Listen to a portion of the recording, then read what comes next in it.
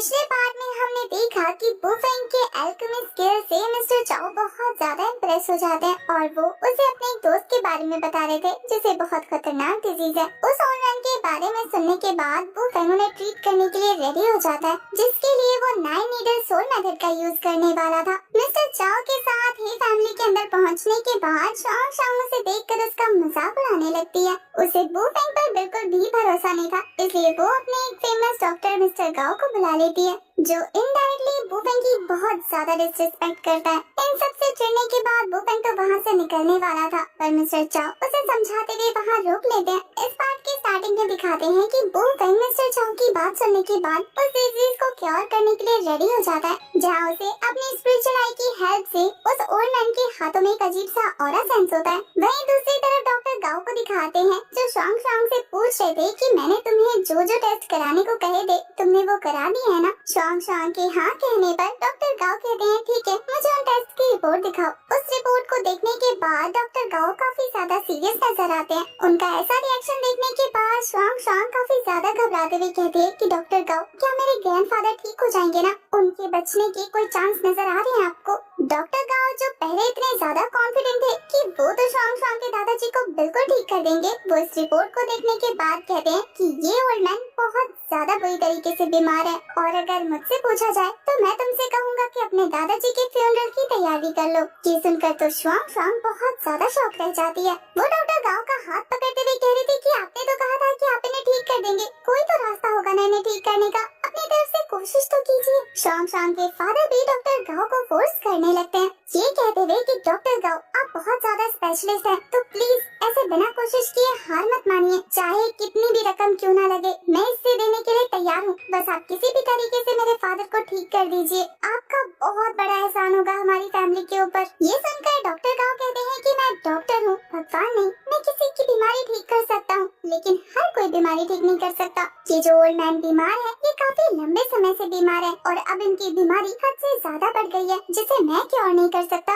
और इसके अलावा अब ये काफी ज्यादा बूढ़े भी हो गए हैं जिससे अंदर से इनके ऑर्गन्स पहले से बहुत ज्यादा वीक हो चुके हैं, तो अगर मैं कोई हार्ट ट्रीटमेंट देने की कोशिश करूंगा भी तो इनकी जिंदगी और कम हो जाएगी। मैं आप लोगों से यही कहूंगा कि इनकी हालत देखिए और झूठी उम्मीदें पालने की कोई जरूरत नहीं, फ्यूनरल की तैयारी करना शुरू कर दीजिए क्योंकि अब आपके दादाजी ज्यादा दिनों के मेहमान नहीं है। शॉन्ग शांग वैसे चाहे कितनी ही एरोगेंट क्यों ना हो पर वो अपने दादाजी से बहुत ज्यादा प्यार करती है, इसलिए अपने दादाजी के बारे में ऐसी खबर सुनकर वो फूट फूट के रोने लगती है। वो उन्हें खोना नहीं चाहती थी और वो बहुत ज्यादा इमोशनल हो गई थी। बुफेंग शॉन्ग शांग की हालत अच्छे से समझ पा रहा था क्योंकि उसने एक वक्त पे अपनी मॉम के लिए ऐसा फील किया था, इसलिए वो डॉक्टर गाओ को डांटते हुए कहता है कि डॉक्टर होते हुए तुम ऐसे फैमिली की उम्मीदों पे कैसे पानी फेर सकते हो, आखिर तुम किसी भी इंसान के लिए जिसे बचाया जा सकता है फ्यूनरल रखने के लिए कैसे कह सकते हो। वहीं बुफेंग की बातों से चिढ़ते हुए डॉक्टर गाओ कह रहे थे कि क्या तुम अंधे हो, तुम्हें पता भी है कि ये पेशेंट कितनी बुरी तरीके से इल है, मैं तो क्या इसे दुनिया का कोई भी इंसान ठीक नहीं कर सकता, अगर मैं इनकी डिजीज से रिलेटेड अगर इंजेक्शन इन्हें इंजेक्ट करता भी हूँ तो वो सिर्फ इनके पेन को कम करेगा ना कि इनकी डिजीज को क्योर करेगा, और ऐसा करने से फैमिली की प्रॉब्लम्स और ज्यादा बढ़ेंगी ना कि कम होंगी। मैं एक तरह से उन्हें रियलिटी में वापस ला रहा हूँ ताकि वो कोई होप ना पाले। बुफेंग काफी ज्यादा सीरियस होते हुए कहता है कि अगर तुमसे नहीं हो सकता तो सभी डॉक्टर्स को बीच में घसीटने की जरूरत नहीं, क्योंकि बेशक तुम इस डिजीज को क्योर करने के केपेबल नहीं हो लेकिन बाकी सब तुम जैसा छोटा मोटा डॉक्टर कितने डॉक्टर को जानता होगा जो ऐसे पेशेंट को ठीक करता है। अब ये बात तो डॉक्टर गाओ के ईगो पे लगती है, वो चिढ़ते हुए कहते हैं कि मैं एक फेमस हॉस्पिटल का फेमस डॉक्टर हूँ, मैं कार्डियोलॉजी डिपार्टमेंट का एक एक्सपर्ट हूँ और मेरे सामने ऐसे लाखों केस आते हैं, जितनी तुम्हारी उम्र नहीं है उससे ज्यादा बीमारियों को मैंने ठीक किया है, मेरी पढ़ाई अब्रॉड के फेमस स्कूल से हुई है और तुम मुझे बता रहे हो कि मैं केपेबल नहीं हूँ। मैं तुम्हें बता दूं लड़के कि अगर मैं नहीं कर सकता तो दुनिया का नंबर 1 डॉक्टर भी नहीं कर सकता। मेरे किसी केस से पीछे हटने के बाद दुनिया का कोई भी डॉक्टर उस केस को अपने हाथ में नहीं लेता, इसलिए अगर मैंने कह दिया तो कोई भी मिस्टर ही को ठीक नहीं कर सकते। बुफेंग कहता है कि अब मैं तुझे एक चीज साफ साफ बता दूं कि मैं इन्हें ठीक करके दिखाऊंगा और मैं तेरी तरह हवा में बात नहीं करता, मेरे पास रास्ता भी है इन्हें ठीक करने का। बुफेंग की बात सुनने के बाद उस डॉक्टर के होश उड़ जाते हैं, वहीं शॉन्ग शांग के भी कान खड़े हो गए थे। बुफेंग को इतना ज्यादा सीरियस न्यूज देखने के बाद भी डॉक्टर गाओ जोर जोर से हंसते हुए कह रहे थे कि क्या मजाक है, मैंने आज से पहले इतना बड़ा जोक कभी नहीं सुना। बच्चे, शायद तुम्हें पता नहीं है कि ये ओल्ड मैन इस डिजीज को काफी सालों से झेल रहे हैं, तो इस डिजीज को क्योर करने का टाइम काफी वक्त पहले ही गुजर चुका है। अब इनकी बॉडी पर किया गया कोई भी ट्रीटमेंट कोई काम नहीं करने वाला। बेस्ट से बेस्ट मेडिसिन और ट्रीटमेंट भी यूज की जाएगी ना, तब भी कोई फर्क नहीं पड़ेगा। तो तुम ऐसा क्या करने वाले हो? वू फेंग अपने पास ही उसी 1 मिलियन के चेक को निकालते हुए कह रहा था कि मेरा एंशिएंट मेडिकल स्कूल तेरे उन वीआईपी स्कूल से बहुत ज्यादा अच्छा है। वहाँ की पढ़ाई और नॉलेज इतनी ज्यादा आउटस्टैंडिंग है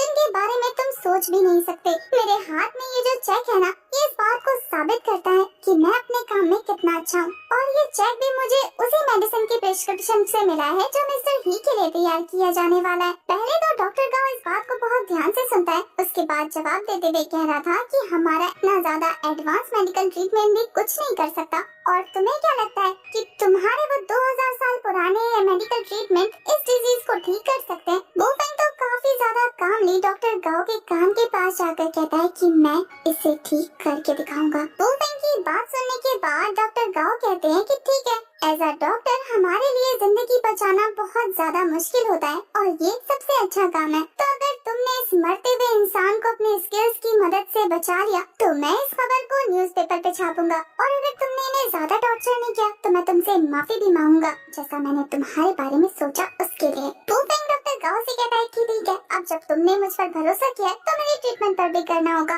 मैं एंशिएंट स्किल्स और एंशिएंट मेडिसिन का यूज करने वाला हूँ। इससे पहले कि वो दोनों आपस में इस बात को लेकर बहस करते, मिस्टर ही आगे आकर उन दोनों को समझाते हैं कि आप दोनों नरमी से पेश आइए। पर तभी मिस्टर चाओ से रोकते हुए कहते हैं कि इन दोनों को आपस में बात करने दो। आखिर डॉक्टर गाओ ने वू फेंग पर भरोसा करके उसे मौका दिया, तो इसलिए जैसा जैसा वू फेंग कह रहा है वैसा वैसा करो। तो वू फेंग अपने पास से उसी एंशिएंट मेडिसिन का प्रिस्क्रिप्शन निकाल कर मिस्टर ही को देते हुए कहता है कि आप जाकर ये सारी की सारी चीजें ले आइए। पहले तो मिस्टर ही झिझक रहे थे, पर फिर डॉक्टर गाओ के हाथ कहने पर वो इस चीज के लिए रेडी हो जाते हैं। इससे पहले कि वू फेंग आगे बढ़कर उस ओल्ड मैन को चेक कर पाता, शॉन्ग शॉन्ग फिर से रास्ता रोकते हुए कहती है कि मेरे ग्रैंडपा को टच करने के बारे में सोचना भी मत। मुझे तुम पे भरोसा नहीं कि तुम मेरे ग्रैंडपा को ठीक कर सकते हो, इसलिए मैं तुम्हें उनके आसपास भी नहीं जाने दूंगी। वू फेंग कहता है कि मैं तुम्हारे ग्रैंडपा को ठीक कर सकता हूँ। डॉक्टर गाओ पर तो तुम्हें पूरा भरोसा था, उनके कहने पर क्या तुम अपने ग्रैंडपा को मरते हुए देखना चाहती हो? ये सुनने के बाद शॉन्ग शॉन्ग वू फेंग को खुद से दूर करते हुए कहती है कि आखिर तुम्हारी हिम्मत कैसी है ऐसा कहने की? मैं इतनी जल्दी हार नहीं मानने वाली। मैं और भी एक्सपर्ट से कांटेक्ट करूंगी। मैं दुनिया के बड़े बड़े डॉक्टर्स को लाकर यहाँ पे खड़ा कर दूंगी, पर मैं तुम्हें अपने ग्रैंडपा को बिल्कुल टच नहीं करने दूंगी।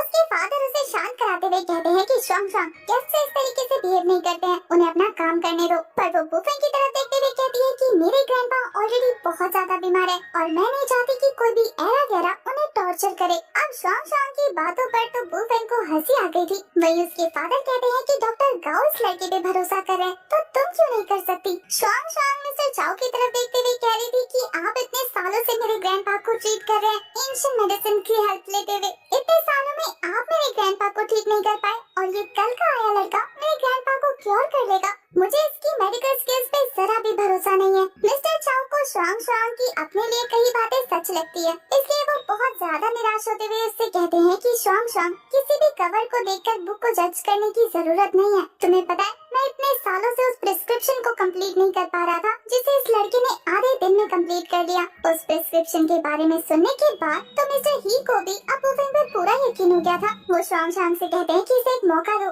अगर इसने उस प्रिस्क्रिप्शन को कंप्लीट कर लिया तो इसका मतलब ये बेस्ट अल्केमिस्ट है। उस एंशिएंट प्रिस्क्रिप्शन के बारे में डॉक्टर गाओ ने भी सुन रखा था। मैंने उसके बारे में पढ़ा था कि वो प्रिस्क्रिप्शन किसी भी डिजीज को क्योर नहीं कर सकती, बल्कि वो तो पेन किलर का काम करती है ना? तो मैं तुमसे एक ही रिक्वेस्ट करूंगा कि इस पेशेंट को टॉर्चर मत करना। वू फेंग कहता है कि मैंने तुमसे ये कहा कि मैं उस प्रिस्क्रिप्शन का यूज करके पेशेंट को ठीक करने वाला हूँ। मैंने तो तुमसे ये कहा था कि मैं एंशिएंट मेडिसिन का यूज करूंगा, पर ये नहीं कहा था कि उसी की हेल्प से पेशेंट को ठीक करूंगा। डॉक्टर गाओ वू फेंग की बात पर मुस्कुराते हुए कहते हैं कि ठीक है, फिर तुम इनकी फैमिली को खुद पर कैसे ट्रस्ट दिलाओगे? वू फेंग कहता है कि मैंने अपने एंशिएंट मेडिकल स्कूल में एक तरीके की सीक्रेट टेक्निक के बारे में पढ़ा है और उसे काफी अच्छे से मास्टर भी किया है। इसमें हम आँखों से पेशेंट का मेजरमेंट लेते हैं और आँखों से जितना हो सके उसकी डिजीज का पता लगाते हैं। मैंने मिस्टर ही को अब तक अपनी आंखों से जितना भी ऑब्जर्व किया है, मैं तुम्हें एग्जैक्ट उनकी सारी बीमारियों के बारे में बता सकता हूँ। उनकी बॉडी में अभी कौन कौन से चेंजेस हुए हैं और उनकी बॉडी किस कंडीशन में है, जिसके लिए तुमने इतने सारे टेस्ट करवाए हैं। अगर मैंने उसका जवाब यहाँ खड़े खड़े दे दिया तो तुम मुझे उन्हें ट्रीट करने दोगी। शुआंग शुआंग कहते हैं कि ठीक है, एक डील करते हैं कि तुम अपनी ऑब्जर्वेशन से मेरे ग्रैंडपा की सारे इलनेस के बारे में बताओगे, पर अगर एक भी गलत वर्ड तुम्हारे मुंह से निकला तो मैं यहाँ से तुम्हें धक्के मार के बाहर निकाल दूंगी। और अगर तुम्हारे सारे जवाब एक्यूरेट हुए तो फिर मैं तुम्हें इन्हें ट्रीट करने से बिल्कुल नहीं रोकूंगी। वुफेंग आगे बढ़ते हुए अपनी स्पिरिचुअल आई का यूज करने लगता है, जिसकी हेल्प से वुफेंग को ग्रैंडपा की बॉडी के इनर ऑर्गन साफ साफ नजर आ रहे थे। वो उनकी हार्ट बीट, पल्स, माइंड, सारी की सारी इंफॉर्मेशन गैदर कर लेता है और फिर वो अपनी ऑब्जर्वेशन की हेल्प से जो भी उसे पता लगा था वो बताना स्टार्ट कर देता है। और वही डॉक्टर गांव सभी टेस्ट रिपोर्ट से उसे मिलाकर मैच करने लगते हैं। वुफेंग कहता है कि जब मिस्टर ही बहुत ज्यादा यंग थे तो उनकी लेफ्ट लंग पे एक गोली लगी थी। हालांकि उनकी ये इंजरी काफी ज्यादा सीरियस तो नहीं थी, पर फिर भी बहुत दिनों तक रेस्ट लेने के बाद भी वो रिकवर नहीं हुए थे और इतने सालों से उनकी ड्रिंकिंग हैबिट की वजह से उन्हें कोल्ड हो गया और उनकी ये लंग डिजीज और भी ज्यादा खराब होती चली गई। मिस्टर चाओ को भी ये सारी चीजें पता थी, इसलिए वो वुफेंग से और ज्यादा इम्प्रेस होने लगते हैं। वुफेंग कहता है कि इनकी सिचुएशन इतनी ज्यादा क्रिटिकल इसलिए है क्योंकि इनकी लंग डिजीज धीरे धीरे इंक्रीज हो रही है। उनका लेफ्ट साइड का ऑर्गन अच्छे से काम नहीं कर रहा है और वहाँ रक्त की मोटी थैली जम चुकी है। वो पूरी तरीके से अपने राइट साइड के ऑर्गन्स पर टिके हुए हैं और वो भी धीरे धीरे कमजोर होती जा रही है और इसी वजह से कोई भी डॉक्टर रिस्क लेने को तैयार नहीं है। अब तक शुआंग शुआंग भी वुफेंग की बातों से काफी ज्यादा हैरान थी, क्योंकि कोई भी डॉक्टर सिर्फ देखने भर से इतनी चीजें पेशेंट के बारे में नहीं पता लगा सकता। वुफेंग ऐसी डिटेल्स के बारे में बताता है जो उन टेस्ट रिपोर्ट्स में भी नहीं निकली थी। इसे सुनकर तो डॉक्टर गाओ बहुत ज्यादा शॉक रह जाते हैं। वुफेंग की सारी इंफॉर्मेशन शेयर करने के बाद उन सभी का मुंह खुला का खुला रह गया था। डॉक्टर गाओ कहता है कि सिर्फ ऑब्जर्वेशन से इतनी सारी चीजों के बारे में बताना इम्पॉसिबल है। मिस्टर चाओ हंसते हुए कहते हैं कि डॉक्टर गाओ, मैंने आपसे कहा था ना कि ये लड़का बहुत ज्यादा अलग है। इसने एग्जैक्ट वही चीजें बताई ना जो आपके टेस्ट रिपोर्ट में निकली है। शाम शाम कहती है कि अब जब डॉक्टर्स को भी ये लगता है कि ये इम्पॉसिबल है तो इसका मतलब ये है कि तुमने मिस्टर चाओ से पहले ही ग्रैंडपा की कंडीशन के बारे में पूछ लिया होगा और अब तुम हमारे सामने ऐसे एक्टिंग कर रहे हो जैसे कि तुमने उन्हें ऑब्जर्व किया। मिस्टर चाओ शाम शाम को समझाते हुए कहते हैं कि जैसा तुम सोच रही हो ऐसा कुछ भी नहीं है, मैंने वुफेंग को कुछ भी नहीं बताया। पर वुफेंग मिस्टर चाओ को रोकते हुए कहता है कि एक मिनट, अगर शाम शाम को यकीन नहीं हो रहा है तो क्यों ना मैं अपना तरीका बदल दूं, क्या पता इससे तुम्हें यकीन हो जाए। और ये बोलने के बाद वो अपनी स्पिरिचुअल आई की हेल्प से शाम शाम को टेस्ट करने लगता है। वो उसे बताता है कि काफी यंग एज में तुम्हारे पाँव पर एक इंजरी हो गई थी जिसका निशान अभी भी मौजूद है। इसके अलावा तुम धूल मिट्टी वाले इलाकों में ज्यादा घूमती हो, इसलिए तुम्हें सांस लेने में बहुत ज्यादा प्रॉब्लम होती है। शाम शाम वुफेंग की बातों से चिढ़ते हुए कहती है कि आखिर ये सारी चीजें तुम्हें कैसे पता। वही वुफेंग रुकता नहीं है बल्कि कहता है कि अभी तो मैंने तुम्हारी पूरी बॉडी के बारे में बताया ही नहीं। चलो सबसे पहले चेस्ट एरिया से शुरू करते हैं। ये बोलने के बाद वो उसे कहता है कि तुम्हें भी बहुत सारी हार्ट प्रॉब्लम है। इसके अलावा बहुत सारे कैल्शियम और मिनरल्स की कमी है। खड़े रहने की वजह से तुम्हारे कमर में दर्द होता रहता है और अभी लड़खड़ाकर तुम नीचे गिरने ही वाली थी जिससे तुम्हारे पाँव छिल चुके हैं। अब ये सारी चीजें तो शुआंग शुआंग को भी इसके बारे में नहीं पता थी। वो कहती है कि बस करो, पता लग गया मुझे। शुआंग शुआंग के फादर डॉक्टर गाओ से कहते हैं कि ये लड़का तो सच में बहुत ज्यादा इम्प्रेसिव है ना, जो काम आपको इतने सारे एक्सरे मशीन से करवाना पड़ा वो काम इस लड़के ने बस थोड़ी देर की ऑब्जर्वेशन से कर लिया। डॉक्टर गाओ को भी मिस्टर ही की बात थप्पड़ की तरह लगती है। वहीं इसके बाद मिस्टर चाओ वुफेंग से कहते हैं कि अब जब तुमने इन्हें ऑब्जर्व कर लिया है तो उनकी ट्रीटमेंट की भी तैयारी करो और हमें ये भी बता दो कि तुम इन्हें कैसे ठीक करने वाले हो। वुफेंग अपनी स्पिरिचुअल लाइफ की हेल्प से उस बुक को ढूंढने लगता है जिसमें इस डिजीज का क्योर लिखा था। वुफेंग अपने मन में कहता है कि इस पेशेंट को देख के लग रहा है कि ये बहुत ज्यादा बुरी तरीके से इविल ऑरा से इन्फेक्टेड है।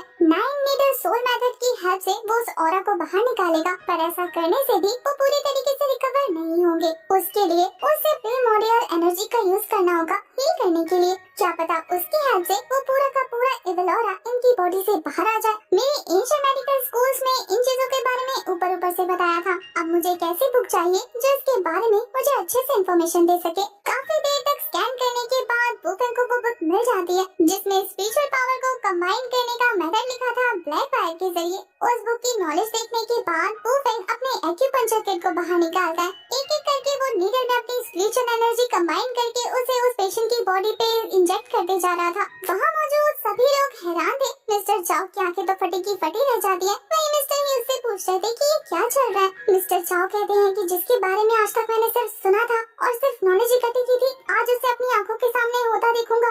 ये लड़का 9 नीडर सोल रिस्टोरेशन मेथड को यूज कर रहा है। किसी को भी कोई आइडिया नहीं था कि आखिर मिस्टर चाओ किस बारे में बात कर रहे हैं। वहीं दूसरी तरफ बुफेंग अपनी स्पिरिचुअल एनर्जी को लगातार रिलीज करते हुए एक एक नीडल को थ्रो करता जा रहा था। और इसी के साथ हमारा ये वाला एपिसोड हो जाता है खत्म। ये सीरीज ऑन गोइंग है, तो जैसे इसका लेटेस्ट एपिसोड आएगा मैं अपलोड कर दूंगी।